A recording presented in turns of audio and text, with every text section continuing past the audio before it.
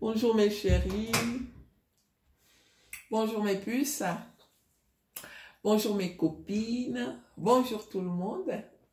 J'espère que tout le monde va bien. Moi je vais très bien, ma famille va bien, tout se passe bien.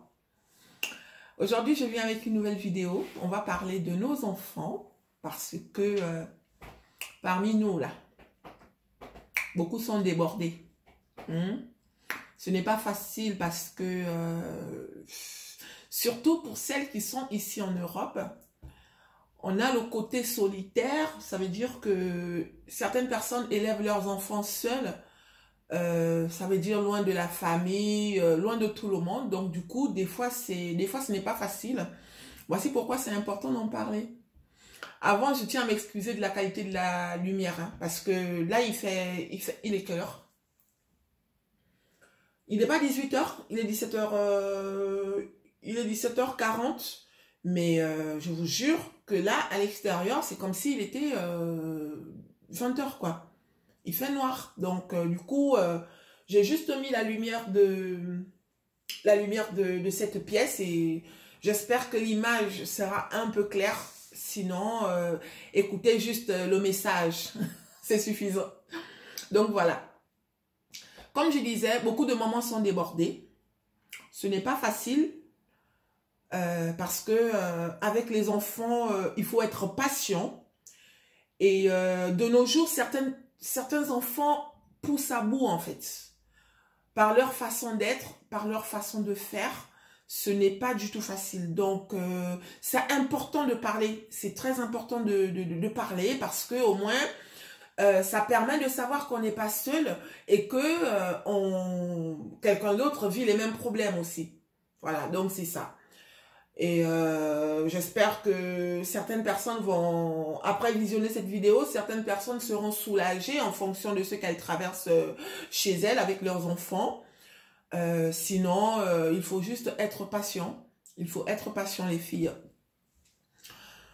J'ai une frangine, une sœur, à nous, parce qu'on forme une famille, qui passe des moments très difficiles en ce moment avec son fils. Hein. Son fils, il traverse un tunnel, comme on dit. Hein.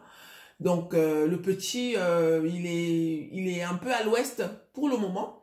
Ça veut dire qu'il n'étudie pas ses leçons, il est souvent nerveux, à l'école, il n'est pas concentré, il y a plein de choses en fait. Donc, la sœur est à bout, mais quand je dis à bout, elle est vraiment à bout. Et voilà, c'est dur en fait. C'est dur quand on est une maman, qu'on a un enfant qu'on donne tout et que au final on se rend compte que on a l'impression de ne pas faire ce qu'il faut en fait. On a l'impression de ne pas faire ce qu'il faut. Excusez-moi. Oh, oh. Vraiment l'histoire de la beauté là. Je vais essayer de me faire belle aujourd'hui, non?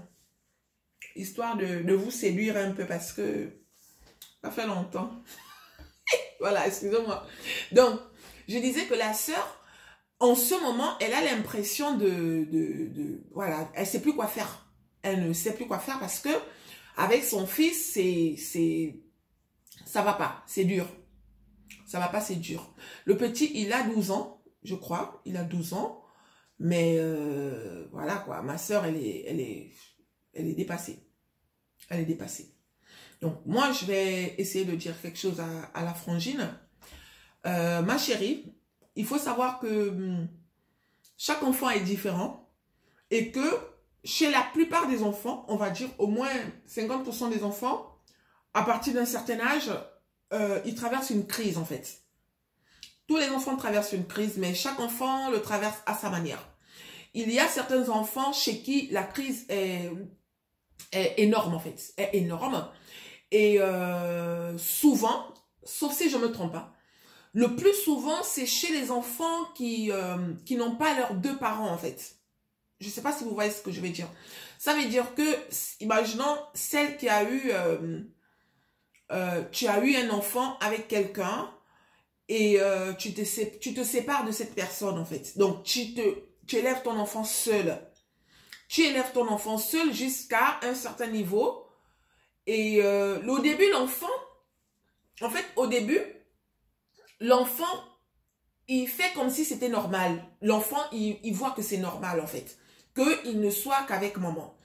Sauf que au fur et à mesure que l'enfant grandit, au fur et à mesure qu'il commence à ouvrir les yeux, ça veut dire qu'il commence à avoir des amis et commence à être conscient, l'enfant a l'impression d'être différent des autres enfants. Donc, il va se poser des questions de savoir pourquoi moi je suis qu'avec maman ou pourquoi je ne suis qu'avec papa.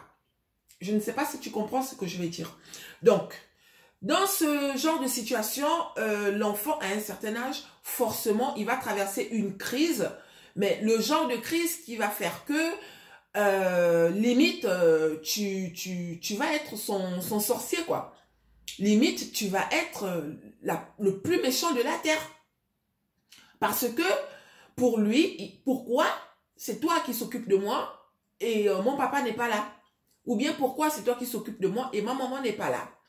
Pour celles qui sont en couple, celles qui ont refait leur vie, par exemple. Imaginons que tu as élevé ton enfant toute seule jusqu'à un certain âge et après tu rencontres quelqu'un. Chez certains enfants, ils vont dégager de la jalousie ou de la haine en fait vis-à-vis de ton nouveau partenaire. Ça veut dire que dans la maison, limite ton enfant il va se comporter comme si il était le rival ou la rivale de ton partenaire. C'est pour ça qu'il faut faire très attention quand votre enfant il traverse cette crise en fait. La période où votre enfant traverse cette crise, il faut que vous soyez fort et faites tout pour que votre partenaire vous soutienne. Parce que dans certains cas, c'est arrivé plusieurs fois, que pendant cette période, si tu étais en couple, bah, des fois, ta copine ou ton copain, des fois, il part en fait. Parce que l'enfant lui fait vivre la misère. Voilà, l'enfant est insupportable. L'enfant fait vivre la misère à ton partenaire. Donc, voilà, donc il faut faire très attention. Et c'est pour ça que je dis à ma soeur, je dis, Aya, prends sur toi.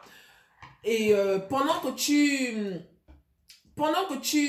te bats là, pendant que tu te bats pour ton fils là, pendant que tu essayes de remettre les pendules à l'heure, ne sois pas agressif pendant cette période. Ne sois pas agressif parce que l'enfant n'attend que ça en fait. Il attend juste que tu fasses un petit truc qui va en fait confirmer ce qu'il pense de toi, tu vois. C'est juste un tunnel, hein, c'est juste un passage qu'il traverse là. Et ce passage-là est sombre, il ne voit rien en fait. Tu vois, imagine, tu traverses un tunnel, mais il n'y a pas de lumière, il n'y a rien.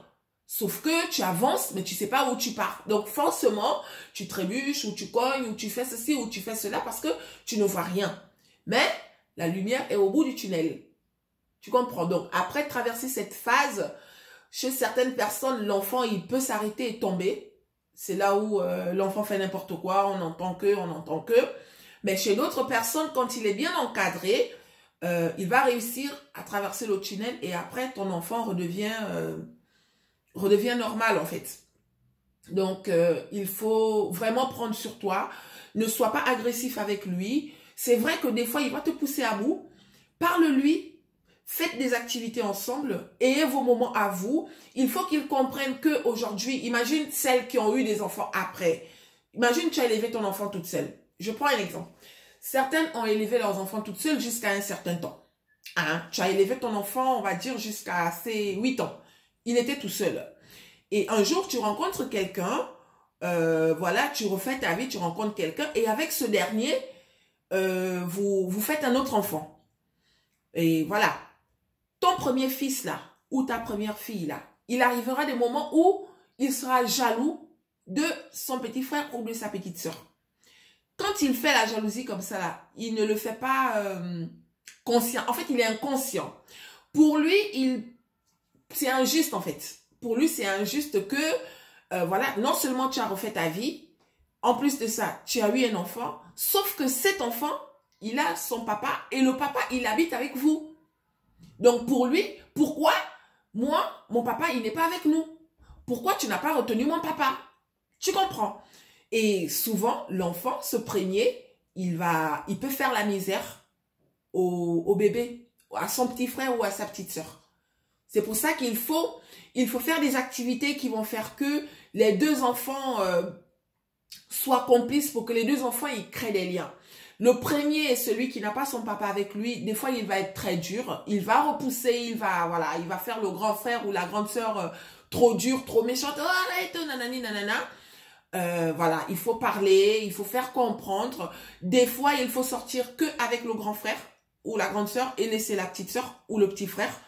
Voilà, pour qu'ils sachent en fait que ce n'est pas parce que tu as un petit frère ou une petite sœur aujourd'hui que tu es rejeté. Non, il ne vient pas prendre ta place ou elle ne vient pas prendre ta place. C'est juste quelqu'un qui arrive, comme toi tu es venu, voilà, il est venu compléter la famille. Donc, chacun a sa place. Il n'y a pas de concurrence à faire. C'est ta petite sœur, voilà, la vie est cool. Ok, ton papa n'est pas là, mais celui avec qui je vis, celui qui est le papa de ton petit frère ou de ta petite sœur, ne te déteste pas. Ok, peut-être qu'il n'est pas ton père biologique, mais il te considère aussi comme si tu étais son enfant biologique en fait. Donc c'est ça. Ma chérie, il faut que tu doubles d'énergie, parce que je sais que des fois, voilà, des fois c'est dur et tu n'es pas la seule à passer à vivre ça en fait. Tu n'es pas la seule. Il faut que tu saches que tu n'es pas la seule à vivre ça. Il y a des gens qui vivent ça, mais encore plus dur que toi, en fait. Certains enfants, quand ils traversent cette phase, ils se mettent à fumer, à boire, à faire n'importe quoi. Tu comprends? Et voilà, si l'enfant n'est pas bien entouré, l'enfant, il trébuche, en fait. Il trébuche et il se retrouve où il ne fallait pas, juste parce qu'il n'a pas été soutenu comme il fallait. Il a poussé ses parents à bout, mais de chez à bout, à un point où les parents en avaient marre, ils ont lavé les mains et puis voilà quoi, l'enfant il s'est retrouvé tout seul. Mais quand on est un parent, ça fait mal de savoir que son enfant s'est retrouvé, qu'on n'a pas pu faire ce qu'il fallait en fait, pour empêcher son enfant de devenir un voyou ou un drogué ou machin. Hein, des fois, en tout cas, peu importe la situation, nous sommes responsables parce que c'est nous les parents. Ok, on n'est pour rien, on ne leur veut pas de mal, non, mais voilà, c'est ça le rôle des parents en fait. C'est ça le rôle des parents, subir tout ça, vivre tout ça, prendre sur nous et voilà, c'est pas facile, mais voilà, c'est la vie, hein, c'est la vie. Ça va aller pour ton fils, il faut juste que tu sois patiente. Il faut que tu sois patiente. Ça va aller, ma chérie.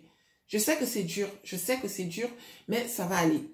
Il faut que tu sois gentil aussi avec mon beau-frère, avec ton mari. Il faut que tu sois gentil parce que lui, je crois que lui, il va gérer le truc. En fait, pour lui, ça va être plus dur que pour toi parce que c'est pas son fils, en fait.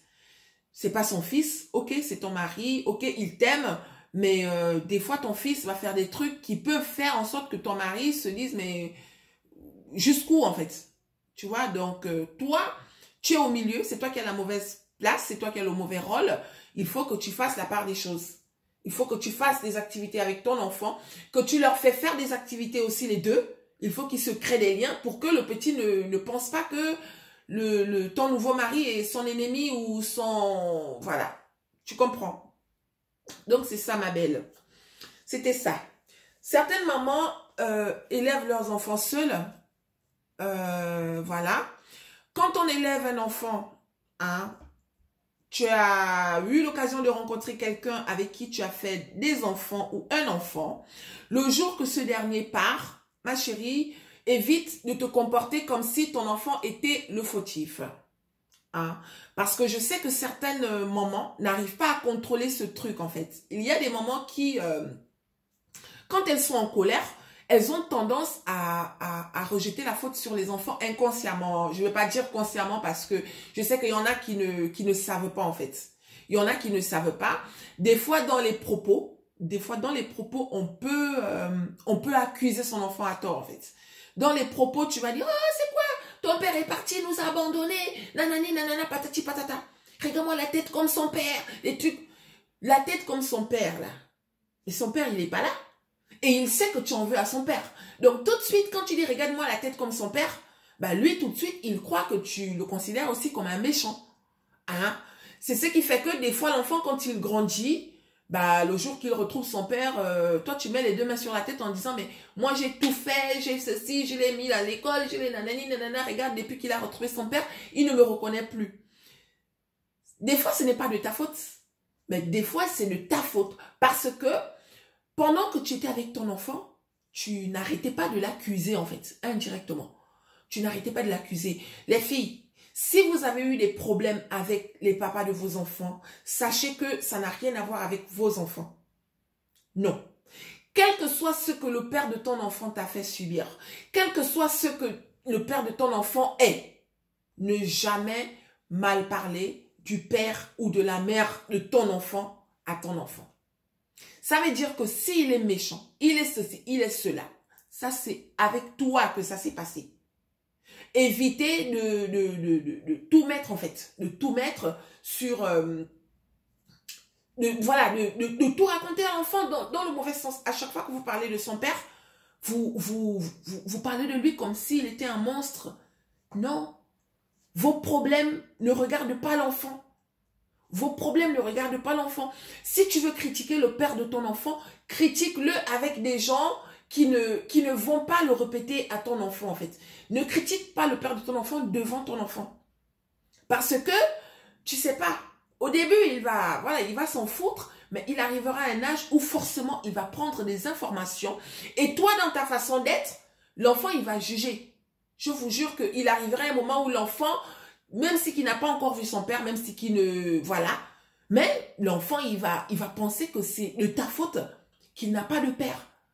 C'est ce qui fait que des fois, l'enfant, tu deviens son ennemi, en fait. Tu deviens son ennemi. Ce n'est pas facile, mais des fois, on est les fautifs dans notre façon d'être et dans notre façon de faire. Voici pourquoi il faut faire très, très attention. Moi, quand j'avais 13 ans, j'ai fugué de la maison. Je suis partie de la maison vers l'inconnu. C'est-à-dire, moi, j'ai été élevée par... moi, j'ai pas eu la chance, comme certaines personnes, d'avoir été élevée par les deux parents. Tu vois, c'est pour ça que quand j'explique là, j'explique en fait, c'est comme si c'était moi. Parce que moi, je n'ai pas eu la chance, comme certaines personnes, d'avoir été élevée avec les deux parents. C'est-à-dire avec le papa et la maman. Moi, j'ai été élevée par mon papa. Contrairement à d'autres personnes qui ont été élevées par leur maman. Moi, j'ai été élevée par mon papa. Mon papa et ma maman se sont séparés quand j'avais 1 an et demi. Hein, 1 an et demi. Sauf que quand ils se sont séparés, je me suis retrouvée avec mon père. C'est mon père qui m'a élevée. Je vous jure que moi, j'ai eu l'une des enfances les plus heureuses de la terre. J'ai été élevée avec ma nièce. Et ma nièce qui est la fille de ma grande sœur, donc la fille de ma demi-sœur en fait, la fille de la première fille de mon père, donc ma nièce. Et c'est du style, ma nièce, ma grande sœur, elle a eu son enfant et une fois qu'elle a accouché, comme elle se cherchait, vous savez un peu comment ça se passe en Afrique, comme elle se cherchait, elle par contre, elle n'a pas été élevée par sa maman. Elle a été élevée par son papa, qui était le mien aussi. Donc, une fois qu'elle est tombée enceinte, dès qu'elle a accouché, elle a laissé sa fille avec mon papa. Donc, sa fille, c'était ma nièce, avec qui j'ai grandi. Je vous mentionne souvent, je vous parle souvent d'elle. Hein. C'est ma sœur. Ce n'est même pas ma nièce, c'est ma sœur, en fait. Donc, je vais pas arrêter. En tout cas, dans une ou deux. Si je fais une vidéo, je vais toujours mettre ma nièce à l'intérieur parce que j'ai grandi avec elle, en fait. Voilà, c'est mon bébé, hein, comprenez, non? Donc, voilà. Donc, moi, j'ai été élevée avec ma nièce. On a été élevés comme des jumelles. On était, pour moi, selon moi, après chacun, il dit les choses à sa manière. Mais moi, mon enfance, on va dire, de mes 1 an et demi, bien sûr que je ne me souviens pas, jusqu'à mes 16 ans, j'ai eu jusqu'à mes 14 ans. Jusqu'à mes 14 ans, j'ai eu l'une des vies les plus belles de la terre. Hein? Je connaissais pas le mal, je connaissais pas la souffrance, je connaissais pas, non. J'avais tout ce que je voulais. Mais quand je dis tout ce que je voulais, c'est en étant raisonnable. Hein. Moi, je ne veux pas vous dire que on avait voilà, on me faisait descendre des avions ou non. Mais tout ce qu'une petite fille normale peut avoir, moi j'avais ça avec ma nièce. Voilà, on habitait dans des très belles maisons, on mangeait à table. Voilà, quand je dis ça, c'est parce que vous savez très bien que en Afrique, moi je suis africaine, je ne suis pas européenne. En Europe, ok, les enfants quand ils grandissent depuis tout petits, on les fait manger à table. Voilà, mais en Afrique, dans certaines familles, les enfants quand ils grandissent, tout le monde mange par terre, tout le monde mange dans la même assiette parce qu'il n'y a pas assez, nanani, nanana, non. Moi, j'ai été élevée où chacune de nous avait son plat. Il y avait le repas du matin, le midi et le soir. On avait l'argent de poche. On était toujours bien habillés, bien ceci. Pour ça, j'ai eu une enfance heureuse. Mais vraiment, quand je dis heureuse, c'est... Peut-être que le mot ne suffit même pas, en fait. Et ça, c'est grâce à mon papa. L'éducation et tout, je l'ai eu parce qu'aujourd'hui, par rapport à certaines personnes, sans vouloir juger, pour moi, je me considère comme quelqu'un de bien élevé parce que je respecte les règles de la vie. Je ne sais pas faire du mal gratuitement, selon moi. Après, inconsciemment, on peut offenser sans le savoir, mais non, je ne me reconnais pas comme celle qui peut faire du mal gratuitement, comme celle qui peut, voilà. Donc, tout ça, c'est grâce à mon éducation de base. Et cette éducation de base, je l'ai eue grâce à mon papa. Ah. Et ma nièce, c'est pareil, on est pareil. On a les, voilà, on a les mêmes principes, on a les mêmes, voilà. Parce que nous, on était le jackpot, quoi. On était, voilà, c'est comme ça. Et quand j'ai eu, ma nièce, quand elle est tombée enceinte de sa fille, de sa première fille, parce que ma nièce et moi, on a 4 ans d'écart. Ma nièce et moi, on a 4 ans d'écart. Donc, quand elle est tombée enceinte de sa fille, comme mon père, pour lui, ce qu'il voulait, c'est qu'on fasse des études. Il voulait pas que, voilà, je veux pas vous voir avec les petits garçons, nanani, nanana, patati patata. Comme tous les papas, bien sûr. Et sauf que ma nièce, voilà, comme une petite fille, comme toutes les petites filles, elle a rencontré son premier garçon qui était en même temps le père de son enfant.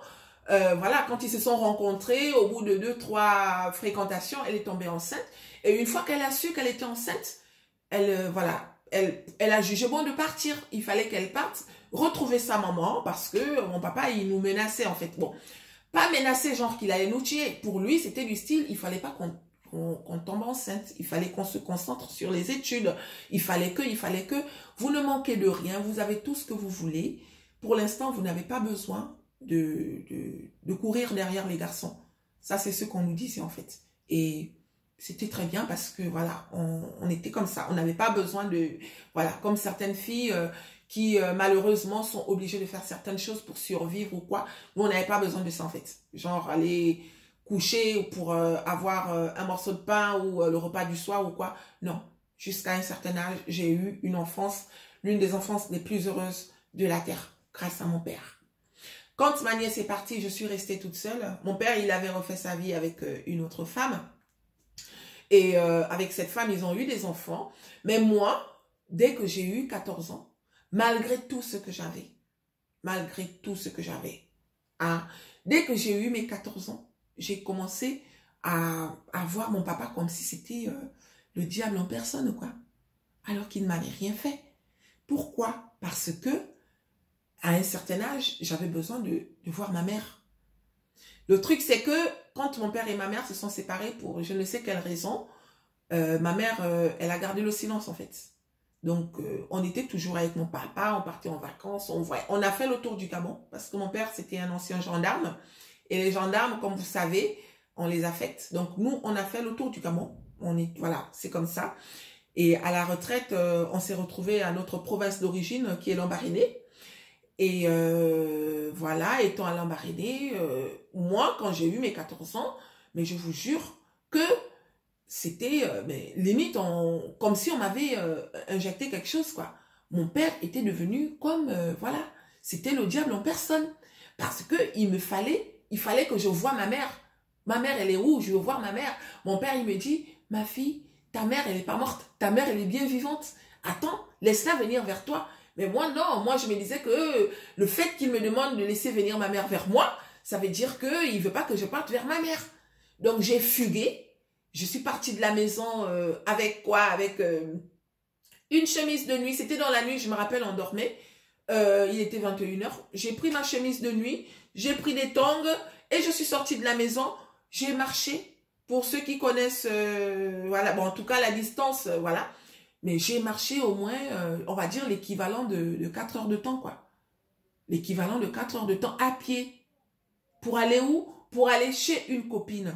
Une copine qui m'avait déjà emmenée chez elle, hein, une fois.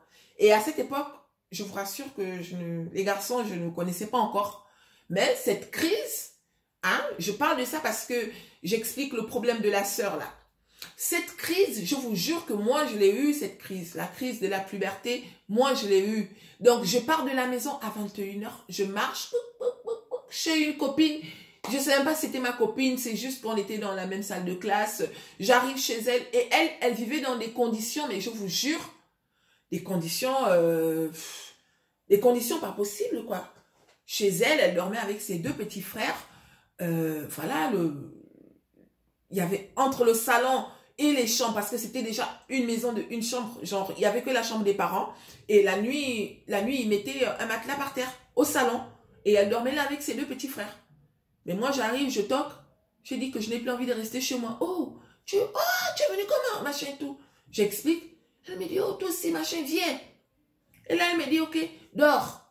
Donc, elle dort avec ses 2 petits frères sur le matelas et moi, je dors par terre. Je ne voulais plus rentrer chez moi. Le matin, quand je me réveille, c'est moi qui faisais la vaisselle, c'est moi qui faisais la cuisine, c'est moi, parce que nous, on a été formés, hein. Depuis le bas âge, on nous faisait chimène et blondie, voilà, faites la vaisselle, nanani, nanana. Pour nous, nos assiettes à nous, on finissait de manger, mon papa, il nous demandait de rincer nos assiettes, donc c'est resté en fait. C'est resté ce petit côté-là de toujours ranger tes affaires comme il faut. Bon, ma nièce, elle a toujours gardé ça parce que ma nièce, elle est très coquette. Hein. Je vous l'ai déjà dit, elle est un peu maniaque aussi. Hein, Ningom, tu es un peu maniaque. Aïe, tu es maniaque. Moi, je ne suis pas maniaque. J'ai eu une période, on va dire, sombre. La période où, voilà, où j'ai commencé à faire la vie. Je vivais seule, tout ça. Donc, tu n'as pas forcément besoin de laver l'assiette. Mais je sais tenir mon foyer. D'accord? Je sais tenir mon foyer, je sais que il faut dresser le lit, il faut faire la vaisselle, il faut faire la cuisine, tout ça. Mais contrairement à ma nièce, il y a une différence quand même. Hein, parce que ma nièce là, pardon, chez elle là, tu marches pieds nus là, même pas le sable qui te frôle le pied, ma nièce là. Donc, tout ça, ça vient de notre formation de base. Donc, pour revenir à l'histoire, je dis que si je raconte ça comme ça, c'est parce que moi, j'ai vécu ça en fait. Mon père, il ne m'avait rien fait, mais je suis quand même partie de la maison. Aller habiter chez une copine dans des conditions, mais vous n'imaginez même pas les conditions dans lesquelles il vivait. L'eau, il fallait chercher l'eau, aller puiser l'eau peut-être à 15 minutes à pied. On va chercher de l'eau, il faut venir remplir le fût. Et ça, le temps que je suis restée chez elle, je suis restée 1 semaine. Le temps que je suis restée chez elle, là, c'est moi qui faisais tout ce travail, hein. Je partais plus à l'école, je voulais plus voir personne. J'ai écrit mon père une lettre, genre bonjour. J'ai écrit mon nom. Vous savez comment on relie toujours le nom du papa et de l'enfant. Donc j'écris mon nom avec son nom, sauf que je prends quand même le bic rouge et je trace, vous voyez, le côté où il y a son nom et j'envoie. Ne me cherche pas, je ne veux plus, tu m'as privé de ma mère, tu me fais souffrir. Regardez, alors que le pauvre monsieur ne m'avait rien fait. Et aujourd'hui, voilà, c'est mon idole en fait. Parce que quand j'ai traversé cette période, il est resté zen. Il n'est pas venu me chercher. Hein. Il disait tout simplement, quand il croisait ma copine, parce que ma copine, elle est partie chez... sa maman a demandé à ma copine de partir chez mon père le lendemain quand même pour aller lui dire que j'étais chez eux. Mais à chaque fois, il disait à ma copine, quand tu peux, viens me donner les nouvelles. Lui, il savait en fait. Et elle, quand elle pouvait, 2 fois, parce que je suis restée qu'1 semaine chez elle. Donc, elle est partie chez lui et lui dire, elle va bien, nanani, nanana. Ah, ok. Comme ça, elle a fait ça 2 fois. Et c'est passé tout seul. Moi-même, un bon matin, je me suis levée, je suis repartie à la maison, je suis restée dans la chambre, il est venu, il m'a regardé, il m'a demandé, tu as mangé? J'ai dit non. Il m'a dit, viens manger. Donc, je suis partie manger et... En fait, c'était comme un esprit, en fait. Comme un enfant qu'on avait, tu vois, comme si on te jette un sort, limite, j'étais limite possédée. Mais pour rien. Heureusement que je suis tombée dans cette famille. j'ai rien, voilà, ils m'ont logé. Ok, j'ai mangé peut-être 2 ou 3 fois parce que là-bas, ils mangeaient pas. Tu te demandes comment ils faisaient. Là-bas, ils mangeaient pas. Mais voilà, j'ai quand même dormi. Voilà. Donc, c'est pour dire que certains enfants traversent cette crise, mais surtout ceux qui n'ont pas leurs 2 parents. Ceux qui n'ont pas leurs 2 parents. Moi, après, j'ai fait le combat de retrouver ma mère toute seule. Et je l'ai retrouvée. Après, aujourd'hui, je connais qui est mon père, je connais qui est ma mère, quoi. Mon papa, il ne vit plus. Il est mort en 2002. Ma maman, elle vit toujours. Elle est même ici en France. Voilà, tout se passe bien. Et puis voilà. Donc, c'est pour dire à la sœur que il faut que tu supportes. Moi, je connais ça. Ce n'est pas facile. Ce n'est pas facile, mais il faut que tu prennes beaucoup sur toi. Moi, j'en voulais un moment à ma belle-mère, donc celle qui était la femme de mon père. Je croyais que c'était à cause d'elle. Ouais, il y a une période comme ça, en fait. Donc, il faut que tu tiennes le coup, en fait. Et il faut beaucoup chérir ton mari, parce que certains hommes ne restent pas et certaines femmes ne restent pas.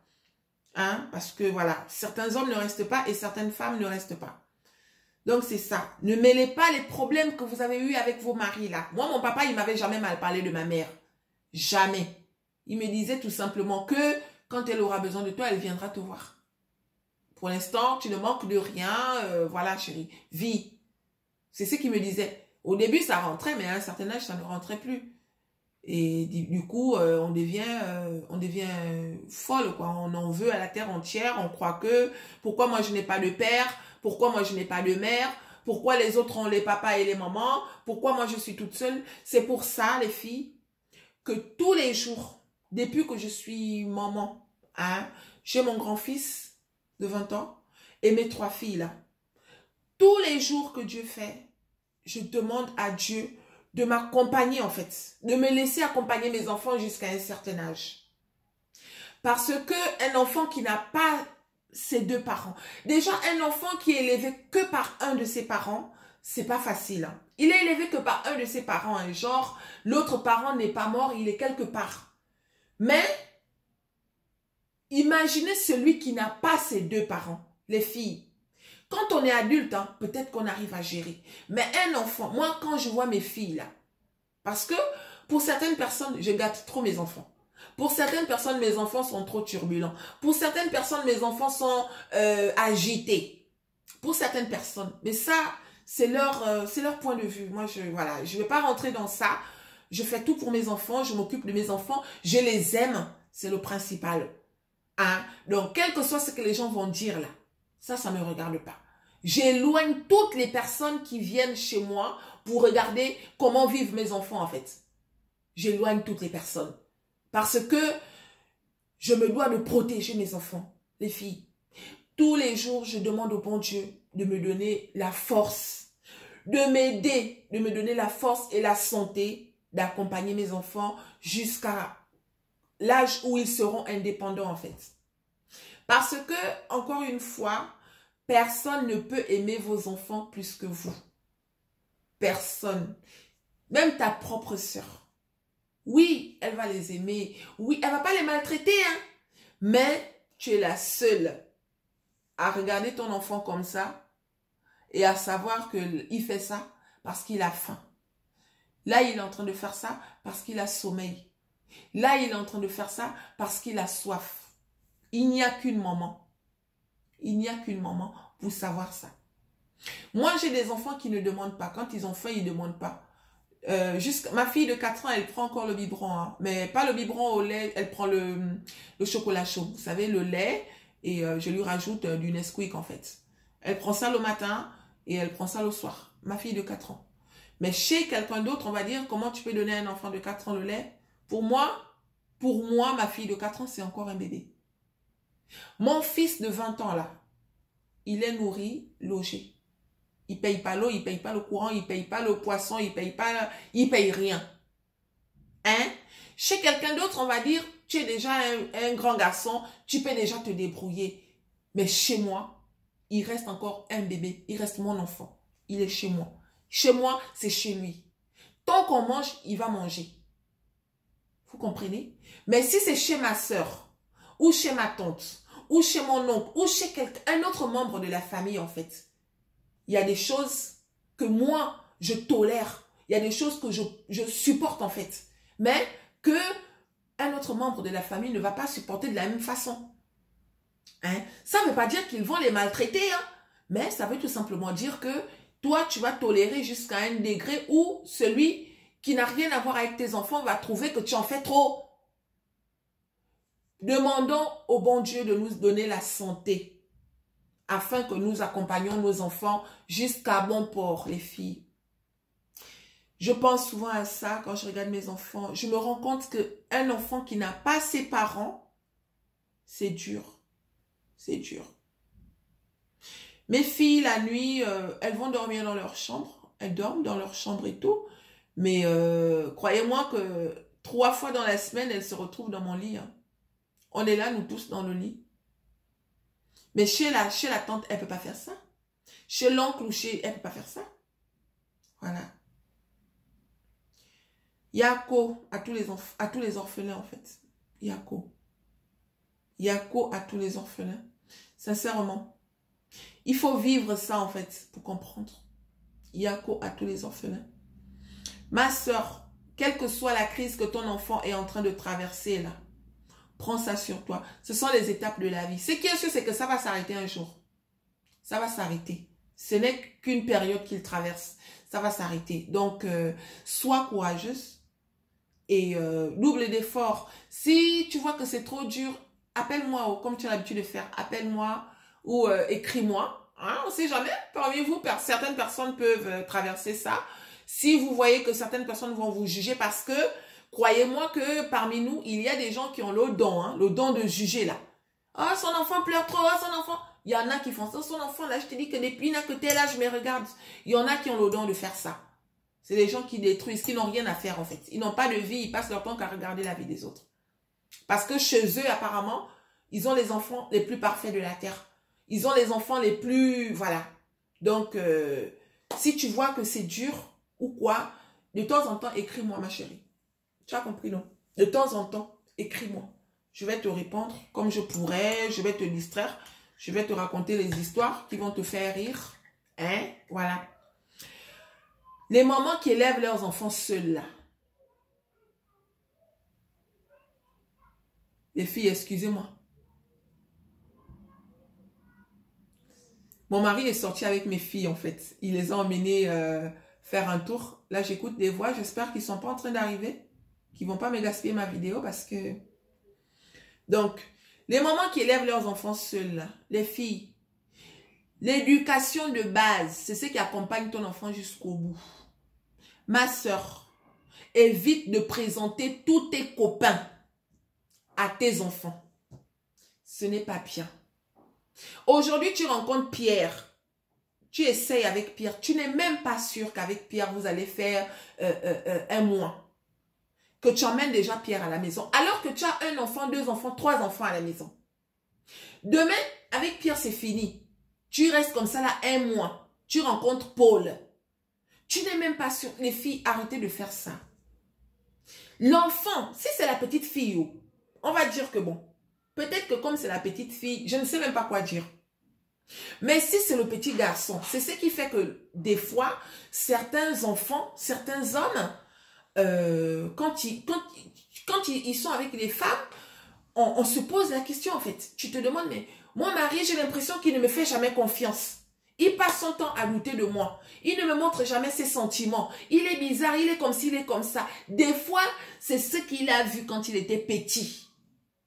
Et toi qui es sa femme aujourd'hui, tu viens payer les pots cassés.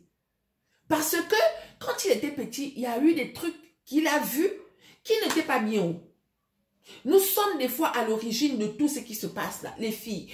Si tu n'es pas sûr d'un homme, on peut se tromper. On peut se tromper. Mais tant que tu n'es pas sûr que ce dernier a vraiment les mêmes attentes que toi, ma soeur, évite de le présenter à tes enfants. Ce n'est pas bien. On ne montre pas tous les hommes à ses enfants, les filles. Ce n'est pas bien. Moi, quand j'étais à Port-Gentil, comme je vous savez, hein, moi, dans mes vidéos, je prends toujours exemple sur moi. Parce que, au moins, quand je prends l'exemple sur moi, c'est parce que je sais ce que je raconte. Voilà, c'est mon histoire. Je la raconte à tête posée. Parce que je sais que c'est quelque chose qui s'est passé. Donc, moi, quand je vivais à Port-Gentil, certaines personnes ne savaient pas que j'avais un enfant. Tout le monde me voyait, voilà. Il y en a qui ne savaient pas. À l'époque, j'étais très mince, déjà. Et il fallait me connaître pour savoir que j'avais un enfant. Parce que de un, mon fils, il ne vivait pas avec moi. Il ne venait que pendant les vacances.